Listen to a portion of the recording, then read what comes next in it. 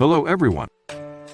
The next generation light anti-tank weapon, NLAW, known as the main battle tank and light anti-tank weapon, and in Sweden as the Robot 57, is a single-use, shoot-and-forget, shoulder missile system. The missile is guided by calculations based on the predicted line of sight. It stems from a joint Anglo-Swedish project started in 2002 to replace Cold War-era weapons, and is designed for use by infantry. NLAW is used by the armed forces of several countries, including the United Kingdom, Finland, Luxembourg, Ukraine, and Sweden. NLAW was developed by Saab Bofors Dynamics and Thales Air Defence in collaboration with the UK Ministry of Defence in 2002. The development is a joint venture between the UK and Sweden using technologies derived from Build 2 warhead and guidance, and at 4CS confined space capability. The next-generation light anti-armor weapon, NLAW, as primary use is to defeat armor in close combat.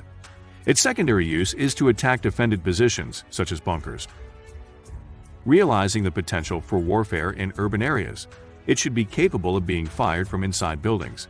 The NLAW will be used by infantry in conjunction with medium-range weapons, up to 2,000-3,000 meters, but will be the only individual anti-armor weapon for other weapons and services. Operational analysis has shown that, as a fixed-point defense weapon, a large number of NLAWs will be required to ensure there is sufficient coverage in the battlefield and rear areas. The NLAW is a soft launch system, allowing it to be used by infantry from within confined spaces. Missiles were first launched from launchers using low-powered ignition. After the missile has flown a few meters, the main rocket fires, propelling the missile from there to the target. For moving targets, the gunner maintains tracking for 3 seconds, training the missile's guidance electronics to calculate the target's angular velocity.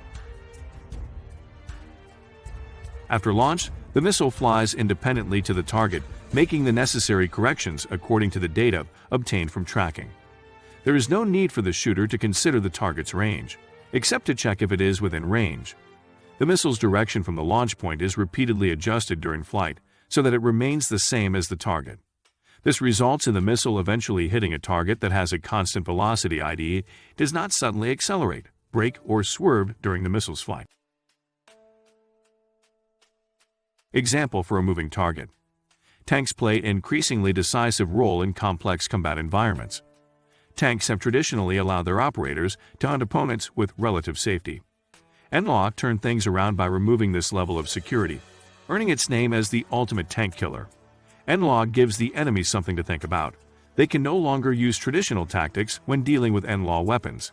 A change in their behavior will force them to back down and put the odds in your favor. Best in class for troops deployed in all environments and terrain, providing power when you need it most. The unjammable and man-portable system can be deployed in about 5 seconds by a single soldier day or night. With a combat range of 20-800 meters and a single-form payload, the NLAW is the best anti-tank weapon for infantry and troops deployed in complex terrain. NLAW can attack from almost any position, from the top of buildings to behind trees or in gutters.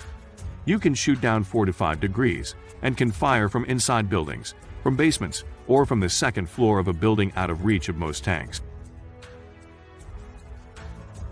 According to information circulating on social media, preceding the escalation of Russia's 2022 invasion of Ukraine, Britain has supplied 2,000 NLAW systems to Ukraine, with an additional 1,615 delivered by 9 March 2022 to strengthen Ukraine's military.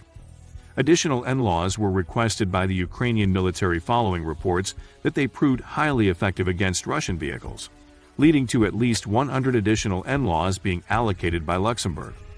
Along with the FGM-148 Javelin, which was sent in anticipation of escalating hostilities, Ukrainian forces reported that the NLAW dealt significantly more damage to Russian armored vehicles than their standard Soviet-era equipment.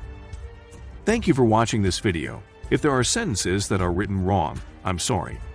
If there is input, please type in the comments column. Regards, DOD News TV.